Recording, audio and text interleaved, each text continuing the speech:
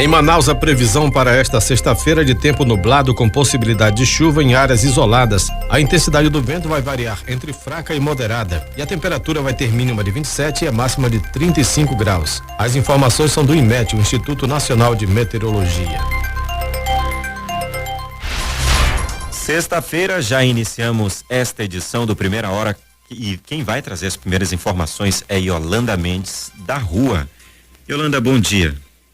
Bom dia, Carlos. Bom dia, Ítalo, ouvintes da Rádio Rio Mar. Vamos trazer uma informação novamente aqui em Manaus sobre áreas que estão sendo invadidas. E dessa vez é uma área de preservação que faz parte do Igarapé do Mindu. Fica situada nas proximidades do Parque Nascente do Mindu, que fica lá na Cidade de Deus, na zona norte de Manaus. Como nós sabemos, o Igarapé do Mindu, ele é muito extenso e nessa semana teve a sua vegetação nativa ameaçada de ser totalmente destruída. A ação de ocupação irregular dos invasores foi imediatamente, recebeu aí os fiscais da Secretaria Municipal de Meio Ambiente e Sustentabilidade, SEMAS. A ação foi denunciada pelos próprios moradores, por isso que é importante que os moradores possam ficar aí de olho, principalmente se você mora em alguma área preservada, entrar em contato com os órgãos ambientais ou então denunciar por meio da imprensa. O local, ele vem sendo alvo da ação de invasores desde a semana passada e continua sendo monitorado. Foram encontrados alguns focos de queimadas, o que coloca em risco também a segurança da unidade de conservação. De acordo com a gestão do Parque Nascente do Mindu, o trecho de margem atingido fica aproximadamente 200 metros da área do Igarapé, próximo a um campo de futebol ali no bairro Cidade de Deus. Segundo os fiscais que estiveram no local, 3 árvores frutíferas chegaram a ser cortadas. Os moradores informaram que a responsável pela derrubada seria o proprietário, né? O responsável seria um proprietário de uma metalúrgica que não foi ainda identificado. O Parque Nascente do Mindu abriga 3 nascentes do Igarapé do Mindu, o maior igarapé aqui da cidade, com 22 quilômetros de extensão. Um dos maiores desafios aí é realmente conservar e preservá-lo dessas invasões e também do lixo que é jogado nesse igarapé. Então nós esperamos aí que as equipes responsáveis da SEMAS e também de outros órgãos continuem monitorando para que essa área que fica na zona norte de Manaus não seja novamente invadida e essas árvores sejam retiradas, árvores frutíferas aí, e também a SEMAS com a colaboração da população que mora ali nas proximidades dessas áreas preservadas, para que possa realmente denunciar qualquer tipo de invasão. Ítalo. Obrigado, Yolanda, pelas informações. É bom a gente ficar de olho realmente nessas áreas, principalmente porque traz muito mais calor aqui para nossa cidade, desmatando essa região. E ontem a Defesa Civil do Amazonas emitiu estado de alerta para as calhas do Juruá e Purus. Os municípios das regiões já apresentam impacto socioeconômico por conta da estiagem.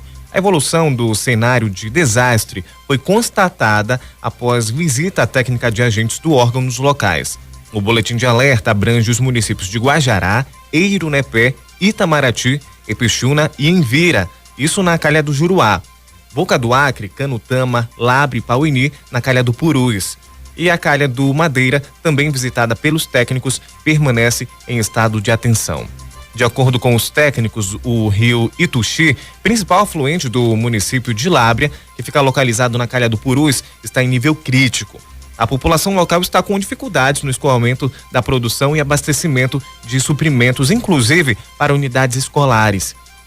Apresenta ainda dificuldade no abastecimento de água, o que levou a prefeitura a dar início à perfuração de poços artesianos lá naquela região. As comunidades localizadas à margem do rio Boa Fé, Campinas e Gama, além da comunidade Paraná da Floresta, já apresentam dificuldades no escoamento da produção agrícola familiar e somam 600 famílias afetadas. Ipixuna também passa por uma situação semelhante, com 650 famílias afetadas pela estiagem. Segundo o secretário adjunto da Defesa Civil do Amazonas, Hermógenes Rabelo, agora o momento é de mobilização das estruturas de defesa civil para que possam atender então a população afetada naquela região.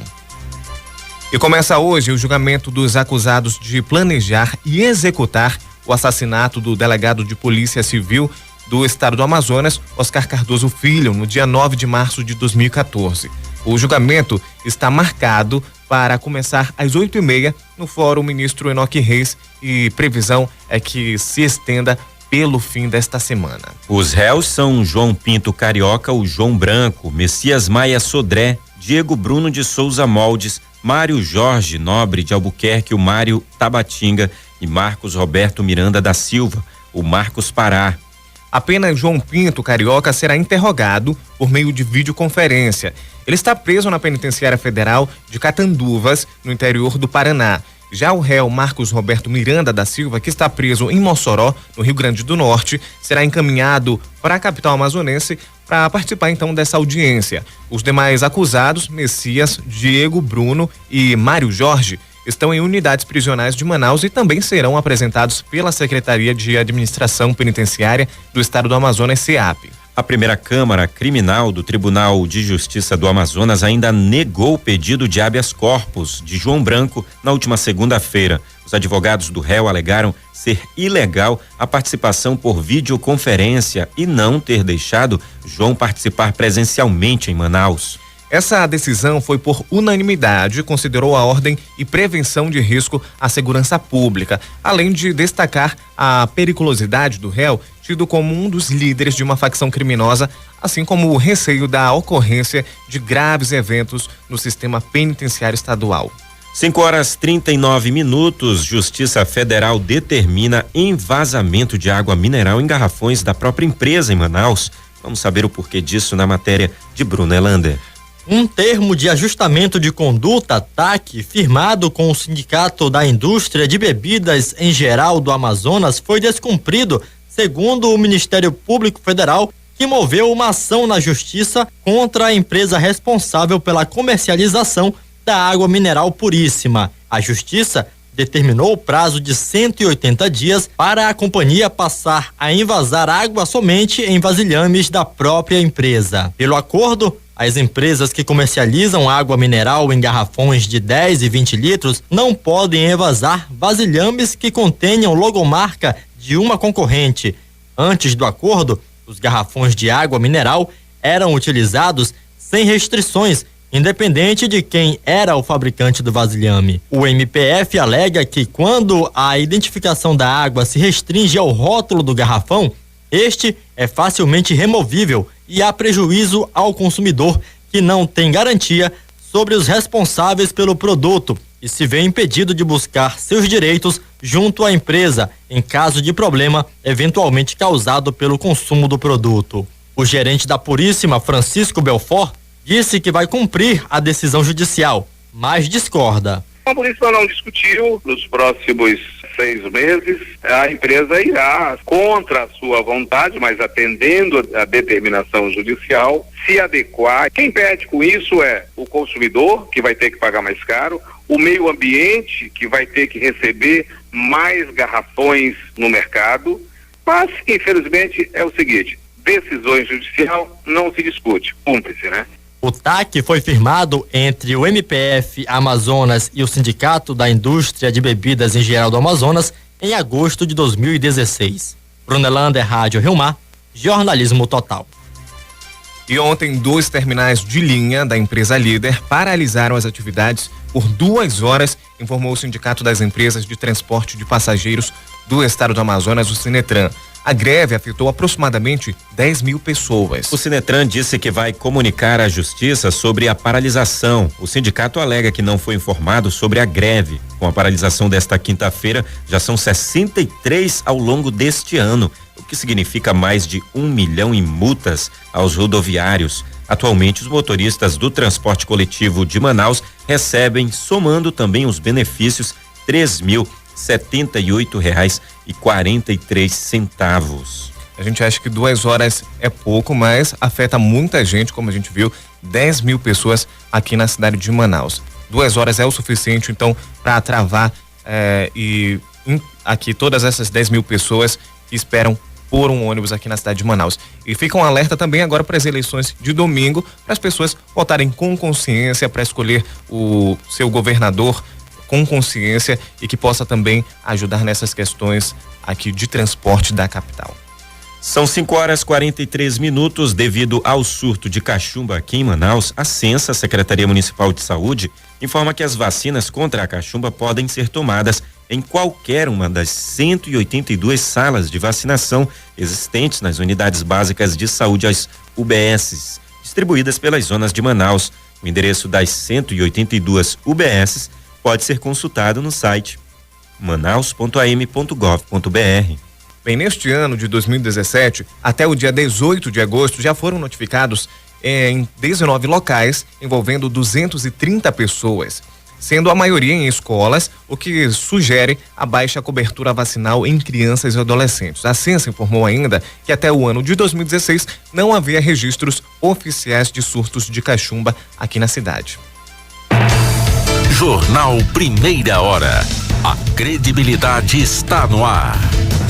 Sem nenhum caso de febre aftosa no Amazonas desde 2004, vacinação contra a doença encerra na próxima semana. Quem traz as informações é a Vitória Lima. O Amazonas é um estado livre da febre aftosa com vacinação. Este ano, o índice vacinal até o momento é de 96,41% no primeiro semestre. Segundo dados da Agência de Defesa Agropecuária e Florestal, a ADAF, o estado possui o total de 1.305.977 animais no rebanho. Destes, já foram vacinados pouco mais de 1 milhão. O foco da campanha Amazonas Sem Aftosa é para fazer com que o estado garanta até 2020 a classificação como o primeiro estado brasileiro a conseguir o reconhecimento internacional de área livre sem aftosa e sem vacinação na Organização Mundial de Saúde em Paris, como explica a gerente de defesa animal da Agência de Defesa Agropecuária e Florestal do Amazonas, Joelma Silva. E nesse momento é muito importante a vacinação alcançar um bom índice para o estado, principalmente pela visão que o estado está tendo do reconhecimento de livre febre aftosa com vacinação. Então, nesse momento, uma boa cobertura vacinal é uma segurança a mais para a gente, né, nesse novo pleito que a gente está tendo. São mais de 17.300 produtores rurais no estado. Quem ainda não comprou a vacina deve ficar atento ao prazo para estar regularizado. Todo produtor, para ser regularizado, para ter a vacina regularizada, tem que comprar a vacina, então, até essa data. A partir dessa data, todos os produtores que não compraram a vacina terão que se dirigir a um escritório da ADAF ou onde só tem IDAM no escritório do IDAM para pegar uma autorização para a compra da vacina. Para quem comprou a vacina, a notificação vai até o dia 15 de setembro. Então, de 1º a 15 de setembro é o prazo ainda para notificação de vacina. E os produtores que não comprarem a vacina até o dia 31 de agosto, além da autorização, também sofrerão as sanções legais e as penalidades previstas na nossa legislação estadual. O produtor pode ficar impedido de retirar o guia de trânsito animal, que permite a circulação do animal dentro e fora do estado. Não poderá participar de eventos pecuários e nem transportar os animais para comercialização, além da multa que no Amazonas é de R$40 por cabeça de gado não imunizado e mais R$300 por propriedade, e o pagamento dos custos de deslocamento da ADAF para realizar a vacinação obrigatória por lei. Vitória Lima, Rádio Rio Mar, Jornalismo Total. Aproximadamente 20 mil contribuintes da Prefeitura de Manaus, entre pessoas físicas e jurídicas, já aproveitaram as condições do Programa de Recuperação Fiscal do município de Manaus, o Refis Municipal. As negociações com até 100% de desconto sobre a incidência de juros e multas da dívida podem ser realizadas até a próxima quinta-feira, do dia 31 de agosto. As ações podem ser feitas pelo site Semef Atende ou também por atendimento presencial nos PACs e Central de Atendimento da Rua Japurá, no centro. Enquadram-se no Refis Municipal contribuintes com dívidas de IPTU, alvará, ISS e multas por infração vencidas até 30 de dezembro de 2016. Negociações em atraso podem também ser renegociadas com os descontos, porém, o atendimento deverá ser exclusivamente presencial. O subsecretário municipal de Receita de Finanças da SEMEF, Francisco Moreira, explica as opções de parcelamento. Então, para quem está em débito, tem uma grande opção de regularizar a sua situação fiscal. Os descontos, eles são de 100% de juros e multas para quem for pagar à vista. Também tem o desconto de 50% da taxa de protesto dos cartórios e também desconto de 50% das taxas de honorários. Se você tiver em protesto, tiver também dívida ativa, no caso que tem os honorários, né? Agora, quem quiser pode parcelar até em 36 vezes. Nesse caso, os descontos caem. A melhor opção é realmente pagar à vista, porque os descontos são de 100% de juros e multas e também o desconto de 50% de protesto e de honorário, se for o caso. De acordo com os dados da SEMEF, as negociações realizadas já somam aproximadamente 45 milhões de reais. Desse total, mais de 14 mil contribuintes aproveitaram o desconto de 100% sobre os encargos e quitaram suas dívidas à vista. Mais de 80% das negociações foram relacionadas a débitos do IPTU. 5h48, o governador Davi Almeida presidiu ontem a reunião do CODAN, o Conselho de Desenvolvimento do Amazonas, em que foram aprovados 30 projetos para o Polo Industrial de Manaus, com investimentos da ordem de mais de R$1 bilhão. O número de investimentos, segundo o balanço apresentado aos investidores, são positivos para a criação de novos postos de trabalho. A expectativa é que a geração de 514 empregos diretos e mais de 1.500 indiretos. Entre os empreendimentos que se destacaram está o da Positivo Tecnologia, que vai produzir televisor em cores com tela de cristal líquido, com investimento de R$238 milhões, e o da Solimões Indústria e Comércio de Óleos e Proteínas, que vai fabricar farinha de sangue, sebo industrializado e farinha de carne e osso, com investimentos de R$3 milhões. No balanço apresentado, os números do faturamento do Polo Industrial de Manaus também foram positivos. De janeiro a junho deste ano, se comparado ao mesmo período do ano passado, o crescimento foi de 22,4%. Neste mesmo período, no ano passado, foi arrecadado R$9 bilhões.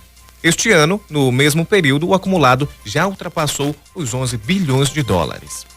E ontem o deputado estadual Orlando Cidade, do Podemos, falou sobre a expectativa de aprovação pelo Conselho de Desenvolvimento do Estado do Amazonas, o CODAN, desses 30 novos projetos para a região. Na ocasião, o parlamentar também defendeu a necessidade de se buscar novos investimentos para o interior do Amazonas. Precisamos sim fazer uma logística para sairmos em busca de novos investimentos, principalmente para o interior. Que lá que sim, que nós precisamos da mão amiga para geração de emprego e renda, alavancar a economia do nosso estado. Sabemos que essa concessão do CODAN é extensiva a todo o estado do Amazonas, não somente a Manaus.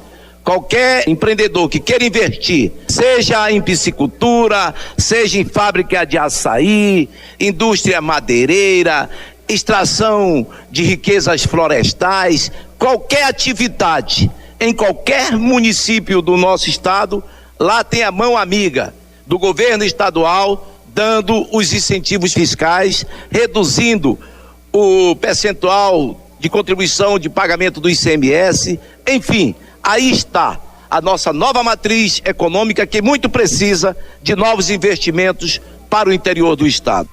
Segundo Orlando Cidade, com a estimativa de investimentos, a ideia é que isso gere novos postos de trabalho. Uma comitiva formada por empresários, autoridades e representantes do governo do estado do Espírito Santo vai visitar entre os dias 28 de agosto e 1º de setembro empresas da Zona Franca de Manaus. O grupo vai apresentar as vantagens e os ganhos logísticos para as empresas e o estado do Amazonas nas operações do novo entreposto da Zona Franca de Manaus, que fica localizado no estado do Espírito Santo. O entreposto fica nas instalações do Terca, empresa de armazenagem vencedora da licitação para receber os produtos da Zona Franca de Manaus e situada na cidade de Cariacica, na região metropolitana da Vitória, capital capixaba. O início das operações do entreposto está previsto para o mês de outubro. Segundo a assessoria, o entreposto no Espírito Santo possui competitividade com destaque para a localização geográfica favorável, além de estar próximo aos principais mercados consumidores. Jornal Primeira Hora. E em breve a Comissão de Constituição, Justiça e Cidadania, CCJ, deve dar seu parecer sobre a proposta de emenda Constituição, PEC 27 de 2015. Ela institui imunidade tributária às bicicletas, suas partes e peças separadas de fabricação nacional. Essa medida pode afetar a Zona Franca de Manaus. E para falar sobre o assunto, nós vamos conversar com a senadora do Amazonas, Vanessa Graziotin, do PCdoB. Nós agradecemos a participação da senadora Vanessa e a gente queria desejar que ela seja muito bem-vinda ao Jornal Primeira Hora e perguntar, né? Com isso, pode trazer prejuízo para o Estado? Bom dia, senadora. Olá, minha gente, é uma alegria falar com vocês, ouvintes da Rádio Rio Mar, e falar, infelizmente, de mais um atentado contra a Zona Franca de Manaus, mais uma investida contra a Zona Franca de Manaus. Dessa vez é uma proposta de emenda constitucional que volta a tramitar, a se mover no Senado Federal, e uma emenda constitucional, uma proposta, um projeto que prevê a imunidade tributária à fabricação de bicicletas em todo o território nacional. Agora, senadora, nós gostaríamos de saber também de que forma essa aprovação dessa PEC pode prejudicar aqui a Zona Franca de Manaus. É extremamente grave. Primeiro porque grande parte das bicicletas produzidas no Brasil, elas são produzidas na Zona Franca de Manaus, porque aqui elas têm incentivos fiscais.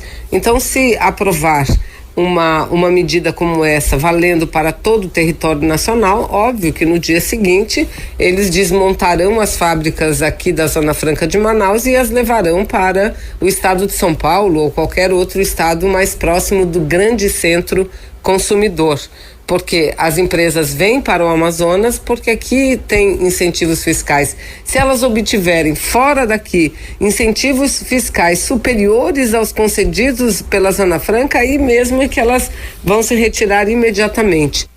Senadora, eu gostaria que a senhora explicasse por que esse pedido de imunidade tributária vem por meio de uma PEC, ou seja, uma proposta de emenda à Constituição, e não por meio de um projeto de lei. Porque se fosse um projeto de lei, o presidente da República teria ainda que teria que sancionar a lei. E se a emenda constitucional, se for aprovada no Senado e na Câmara dos Deputados, ela imediatamente vai à promulgação. Nem precisa passar pela análise do Poder Executivo. Agora, senadora, qual o próximo passo deve ser feito com relação a essa PEC e para a proteção da Zona Franca de Manaus? Então, ela tem a relatoria do senador Edson Lobão.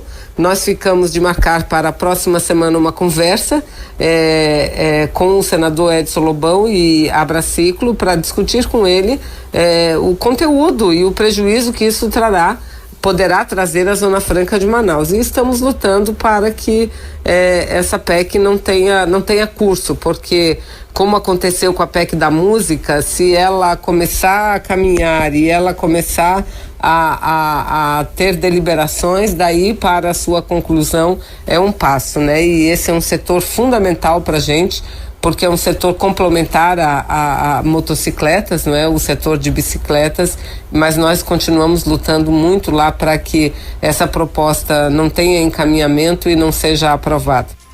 Nós conversamos com a senadora Vanessa Graziotin, do PCdoB, senadora da bancada do Amazonas, está tentando aí, como representante do Estado, tomar as medidas possíveis para evitar que novamente a Zona Franca de Manaus sofra mais um ataque. E isso está se tornando comum nos últimos anos e principalmente nesse governo que vem fazendo reformas e tomando medidas que muitas vezes são polêmicas e muitas vezes até contrariam o meio social. E aí a gente agradece a participação da senadora Vanessa Graziotin, que veio explicar para o ouvinte o que anda acontecendo aí com a Zona Franca de Manaus. Olha, gestores da capital debatem estratégias de planejamento do projeto Manaus 2030. As informações com Samara Souza. Vamos ouvir. Gestores e comitês de planejamento se reuniram no terceiro workshop em Manaus 2030 para definir os objetivos do planejamento estratégico do município, com seus pontos fracos e fortes, oportunidades e ameaças à gestão. Coordenado pelas secretarias municipais de administração e de finanças, o processo de construção do planejamento estratégico da prefeitura para os próximos 12 anos envolve a participação de todas as secretarias municipais com a consultoria do Instituto Áquila.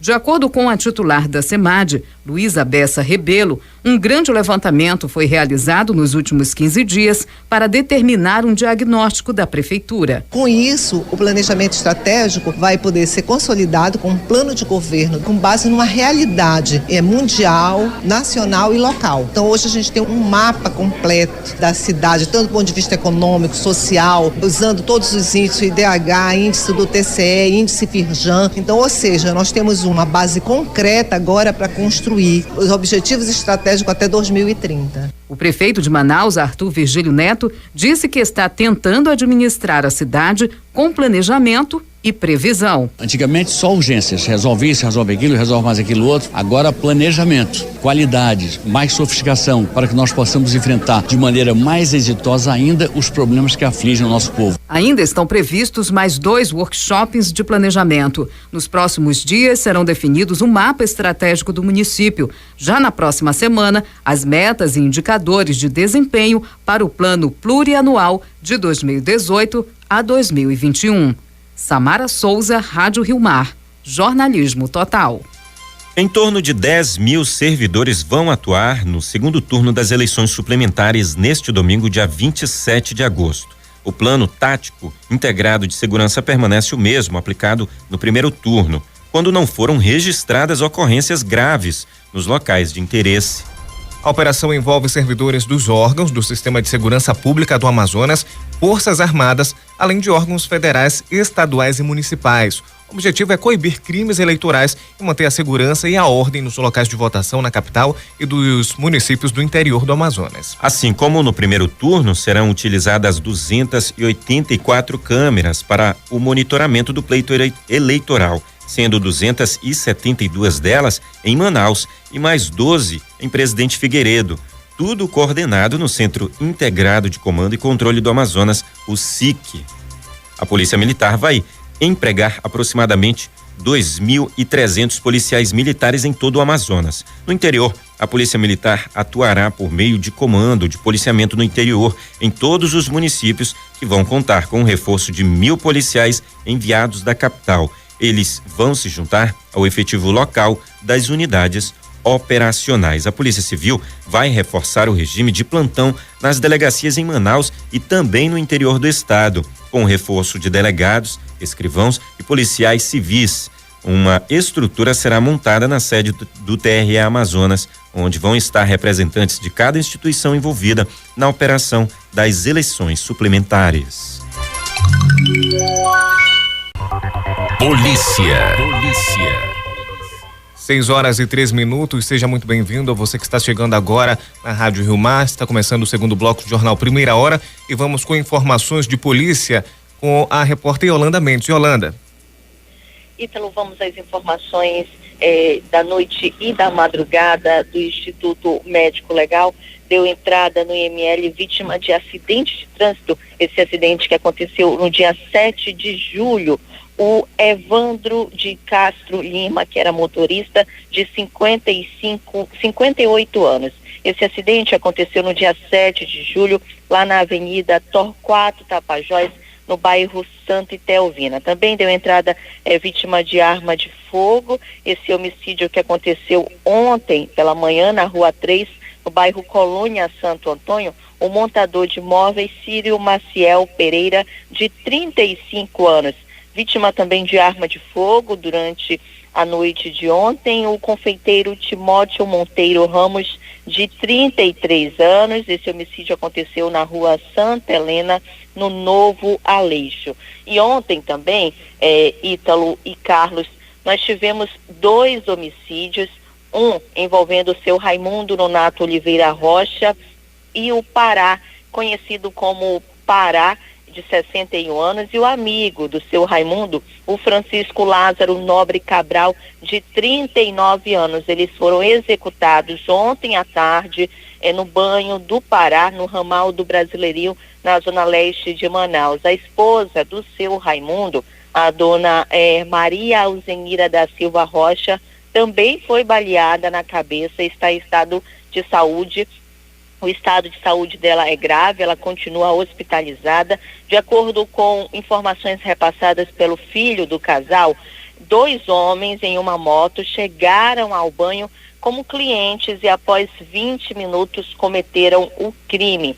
Um outro homem também que trabalhava nesse banho, o seu Damião Souza, informou que ele só não foi morto porque a arma dos criminosos não tinha mais munição. Ele ouviu aquele barulho, foi verificar o que estava acontecendo e encontrou um desses suspeitos já apontando a arma para ele e a arma falhou. O filho desse casal disse que na semana passada tinha sido 2 clientes chegaram ao banho, eles tiveram ali uma pequena discussão porque os clientes teriam reclamado da comida, que a comida estava ruim, enfim, e a polícia trabalha também com essa hipótese de repente de acerto de contas.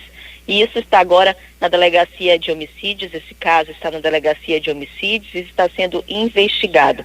Ontem também teve uma apreensão da Polícia Federal, ela prendeu um jovem de 29 anos tentando embarcar com 5 quilos de skunk em sua bagagem num voo comercial no Aeroporto Internacional Eduardo Gomes.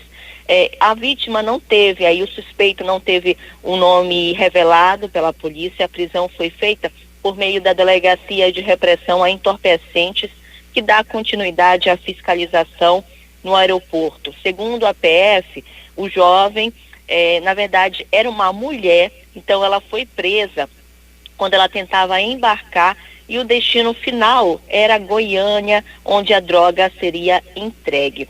A polícia, a jovem chegou a contar que iria receber a quantia de R$2.000 pelo transporte da droga.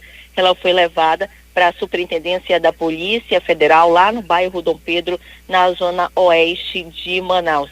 E ontem também uma outra apreensão, dessa vez da Delegacia de Repressão a Entorpecentes, apreendeu 35 quilos de cocaína em uma embarcação de transporte de passageiros na calha do rio Solimões. A droga estava sendo transportada em malas de viagens por 3 indivíduos em uma embarcação tipo recreio. Estava vindo lá de Boa Vista, a 678 quilômetros a oeste de Manaus. E a polícia informou que um dos presos chegou ainda a apresentar documento falso aos policiais federais por se encontrar na condição de foragido da justiça. E ele possui diversas passagens por tráfico de drogas, foi o que informou a Polícia Federal. Então, 2 grandes apreensões ontem, na quinta-feira. Yolanda Mendes, Rádio Rio Mar, jornalismo total.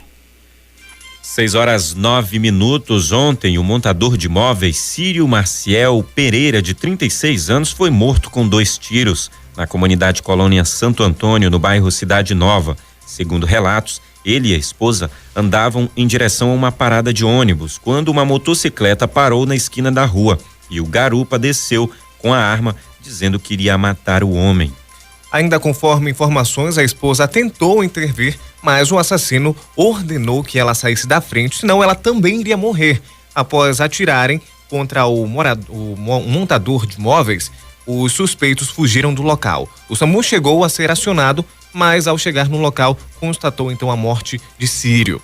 A delegacia especializada em homicídios e sequestros vai investigar o crime. Nesta quinta-feira, 2 homens ainda não identificados invadiram uma ONG localizada no bairro Vila da Prata, zona oeste de Manaus. Eles roubaram celulares, relógios e bolsas de alunos. Segundo uma funcionária, 2 homens com aparência de 17 a 20 anos entraram na sala e anunciaram um assalto. Um deles estava armado e saiu pegando celulares, relógios e objetos das pessoas. E outro encostou na porta para não deixar ninguém sair. Imagine o pânico. A funcionária, Ítalo, ela contou ainda que chegou a correr atrás dos suspeitos após a ação, que durou cerca de 3 minutos. A dupla fugiu a pé. Funcionários acreditam que os 2 jovens já conheciam o local e que possivelmente um deles teria participado de atividades na ONG. Olha, não houve nenhum dano físico aos alunos e as imagens do circuito interno de um centro de formação, foram cedidas então para as autoridades policiais investigarem o caso. Policiais realizaram buscas nas redondezas, mas nenhum dos suspeitos foi detido. Jornal Primeira Hora. E mudando de assunto, 6h11, o projeto Cuidador Comunitário chega à Zona Oeste de Manaus no próximo mês. As inscrições para a terceira turma do curso começam hoje, na paróquia São Raimundo Nonato. No local também serão ministradas as aulas a partir de 12 de setembro. As inscrições seguem até 8 de setembro ou até atingirem o quantitativo de 50 vagas. As atividades serão realizadas às terças-feiras e quintas-feiras, das 2 às 4 horas da tarde até 10 de outubro. A coordenadora do curso, Maria da Luz Abreu, conta que a ideia é capacitar as pessoas da própria comunidade. O projeto foi criado para capacitar pessoas na comunidade. São, assim, noções básicas do cuidado com os idosos, para que essas pessoas possam cuidar de um ente familiar ou até de um vizinho, de alguém que os queira contratar. O curso são 20 horas, ministrado em um mês, 2 vezes por semana, 2 horas cada vez que lá vão ao curso. E o objetivo dele é esse que eu já disse antes, capacitar as pessoas da comunidade. Já fizemos 2 cursos, o primeiro já terminou, foi bem aceito pela comunidade, por todos que o fizeram. A turma que se inscreveu, muito poucos saíram. Quase todos terminaram o curso com um aproveitamento muito bom. E agora o segundo está acontecendo em São José 4 e o terceiro vai iniciar então dia 12 de setembro aqui no bairro de São Raimundo, na igreja. Nós procuramos dividir por zonas distritais para que as comunidades sejam atendidas da melhor forma possível. Podem participar da atividade pessoas acima de 18 anos, de qualquer nível de escolaridade. Para se inscrever é necessário apresentar RG, CPF, comprovante de residência e uma foto 3x4. A paróquia São Raimundo Nonato fica na Praça Ismael Benigno, no bairro São Raimundo. E a 8ª Feira Norte do Estudante, que ocorre de 27 a 29 de setembro, está com inscrições abertas no site feiranortedoestudante.com.br.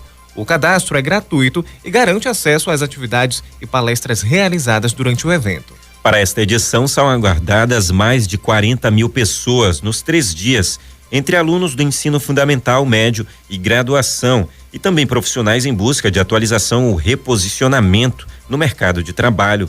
A programação inclui palestras, oficinas, testes vocacionais, sorteios e ações culturais. Tudo gratuito para os visitantes. No local também vai haver estandes das principais faculdades, universidades, cursos técnicos e escolas de idioma, além de especialistas em diversas áreas profissionais. A proposta é oferecer oportunidades para facilitar então a escolha da profissão e proporcionar a integração de visitantes com instituições de ensino e o mercado de trabalho. Então aí uma boa opção para quem quer se reposicionar no mercado de trabalho. E o total de 1.255 pessoas recebeu algum tipo de atendimento durante os 2 dias do projeto Saúde nas Galerias, promovido pela Censa, a Secretaria Municipal de Saúde, nos dias 15 e 17 deste mês. Em sua primeira edição, o projeto registrou 129 consultas médicas com o clínico geral, das quais 39 usuários receberam medicamentos no local, em 2 foi detectada alteração na pressão arterial. 74 doses de vacinas aplicadas contra doenças como difteria, tétano, hepatite, febre amarela, câncer de colo de útero, meningite, sarampo, cachumba e rubéola. Também foram realizados 652 testes rápidos para diagnóstico de HIV, sífilis, hepatites B e C. 8 casos de sífilis e 1 de hepatite foram detectados. Além de outros serviços foram oferecidos. O subsecretário municipal do Centro Histórico, Trindade Garcia Filho, avalia a aceitação do público que recebeu o atendimento e também dos lojistas.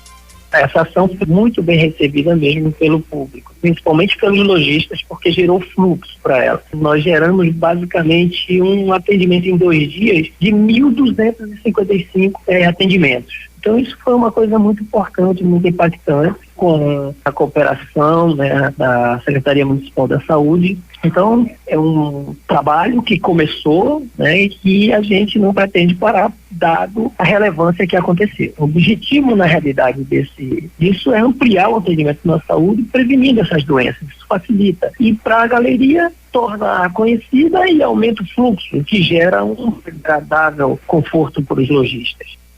O projeto será mensal e permanente, com calendário já estabelecido até o fim do ano. As próximas edições na Galeria dos Remédios, que fica localizada na Rua Miranda Leão, serão nos dias 14 de setembro, 3 de outubro, 16 de novembro e 14 de dezembro.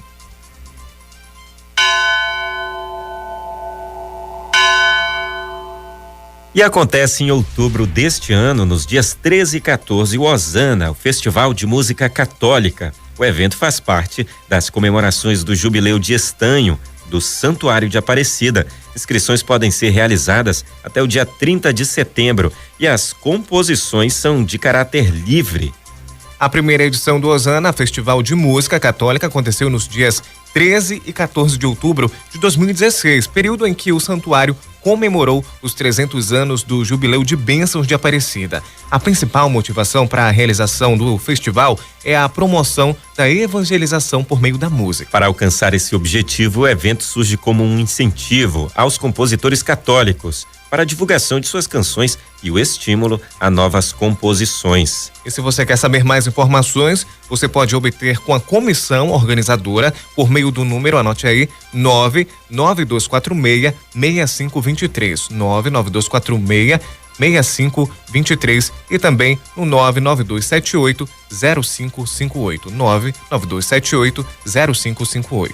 Aí uma ótima oportunidade para quem é músico e também as pessoas que não são músicos, mas também apenas participam de algum ministério, né? Muita gente tem talento para composição e esse festival, ele é muito importante, esses festivais de música católica, porque os jovens gostam muito da música, gostam muito também de estar naquele meio, gostam de fazer amizades ali naqueles locais ou levar seus grupos para esses locais. Então, essas oportunidades, quanto mais tiverem aqui em Manaus, melhor ainda.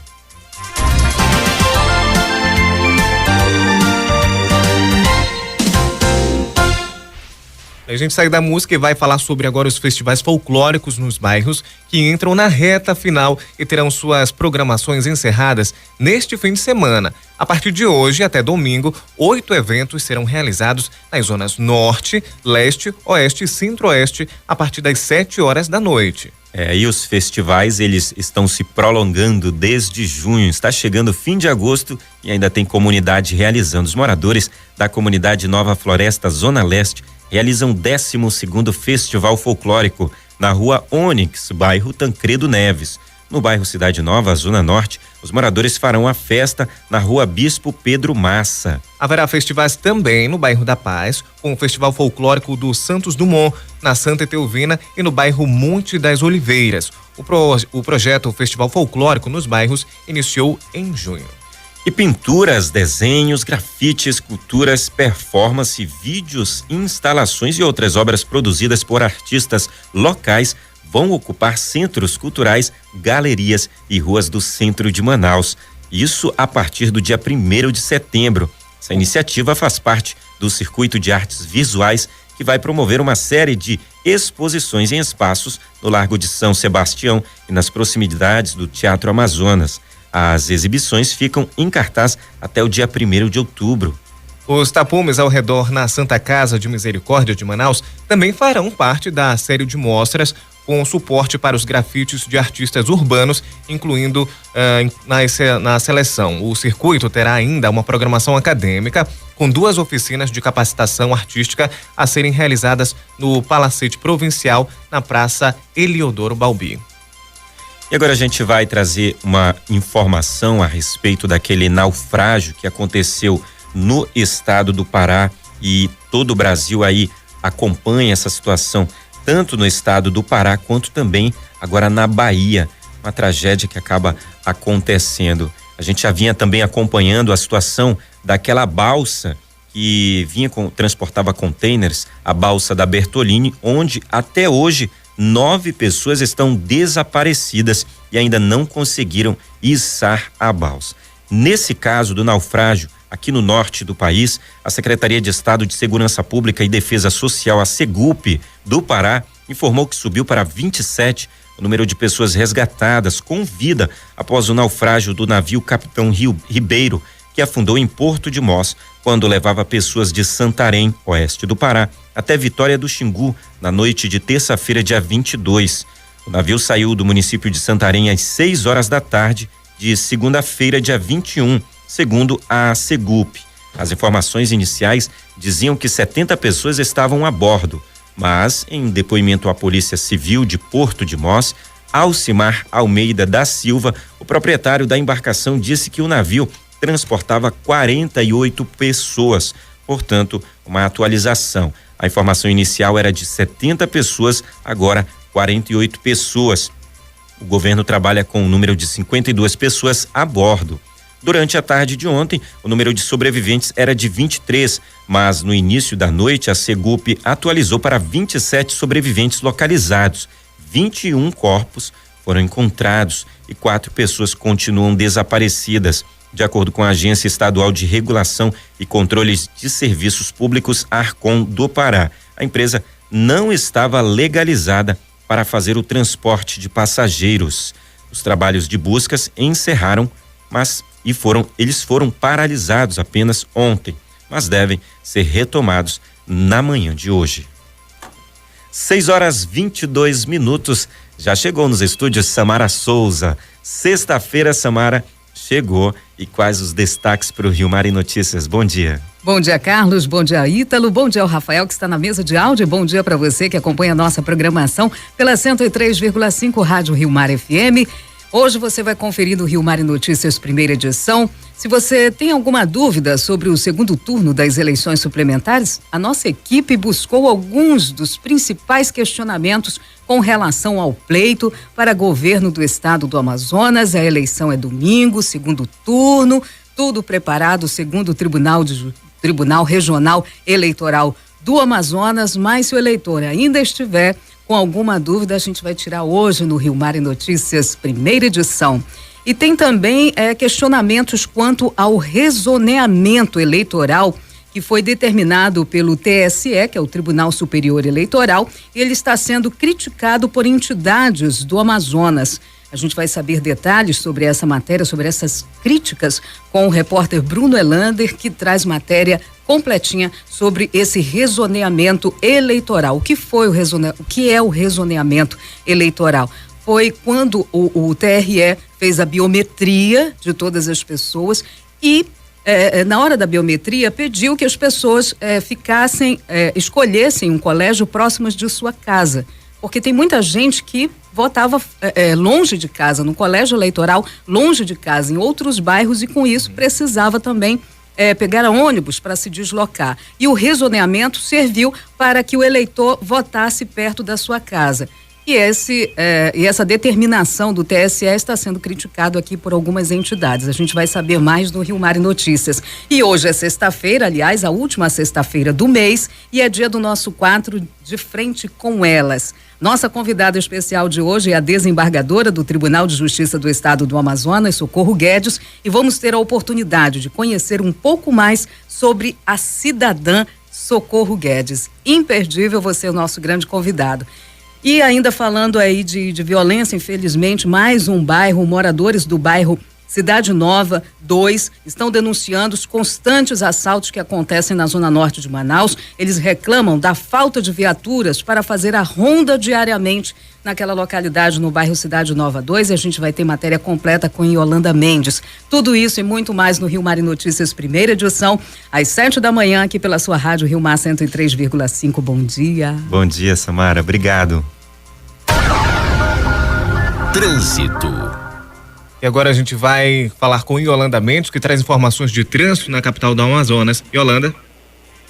Ítalo, nós estamos nesse momento aqui na Avenida Altais Mirim, na Zona Leste, a principal via da Zona Leste de Manaus, e por aqui o trânsito é bem tenso, há alguns pontos de congestionamento e sim, por enquanto nenhum carro em pane mecânica e também nenhum acidente registrado, mas o que a gente pode verificar todo dia que nós passamos por aqui pela Avenida Altais Mirim, são muitos carros estacionados na faixa direita da via, são 3 faixas, e dessa vez, em alguns pontos, essas faixas ficam comprometidas, são guinchos, são carros, não é a primeira vez que nós relatamos esse problema. Está na hora do Manaus Trans dar uma passadinha por aqui, porque o trânsito fica complicado, o motorista tem que sempre estar desviando dessa faixa da direita para pegar a faixa central ou a faixa da esquerda por conta desses carros estacionados ao longo aqui da Avenida Altais Mirim, e nós sabemos que é uma avenida principal e fica bem complicado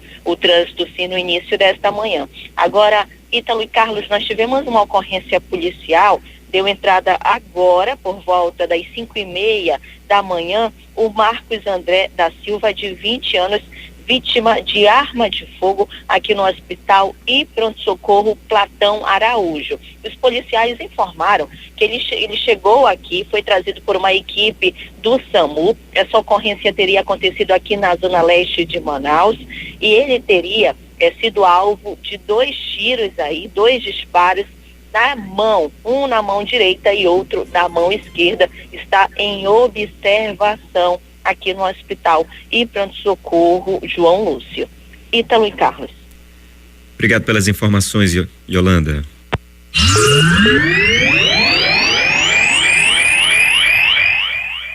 Olha, Campeonato Amazonense de Futebol Americano tem rodada dupla no campo da Base Aérea de Manaus. As informações com Bruno Elander.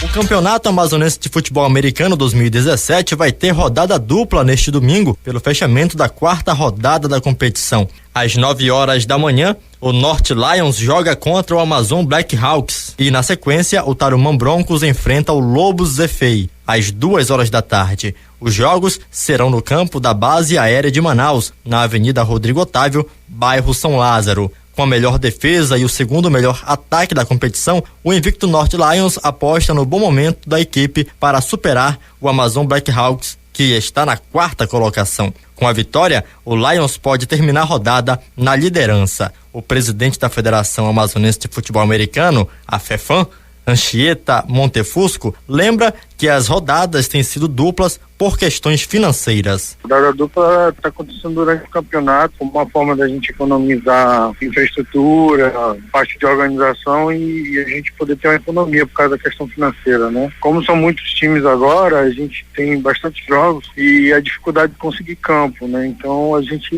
aproveita sempre as datas e faz rodadas duplas, né? E também foi uma forma de mostrar pro pessoal que mesmo a gente jogando 2 vezes no mesmo campo, futebol americano não estraga campo. Estraga campo é falta de cuidado. O campeonato tem 7 times e a final está marcada para o dia 27 de novembro na Arena da Amazônia. Montefusco lembra que as partidas da semifinal e final devem ser em estádios e cogita a cobrança de ingressos. A final e a semifinal a gente está tentando trazer já uma entrada paga, né? Porque na verdade você só pode cobrar quando se oferece algum bom, né? Se você não oferece estrutura, nada, não tem como cobrar. Então, já nos Amit você já tem uma estrutura, já tem estacionamento. A gente já vai estar nas quartas de finais, a gente já vai ter de 5.000 pessoas no mínimo. Por conta das eleições suplementares, os jogos deste final de semana não serão abertos ao público. Bruno Elander, Rádio Rio Mar, jornalismo total. Jornal Primeira Hora. A credibilidade está no ar.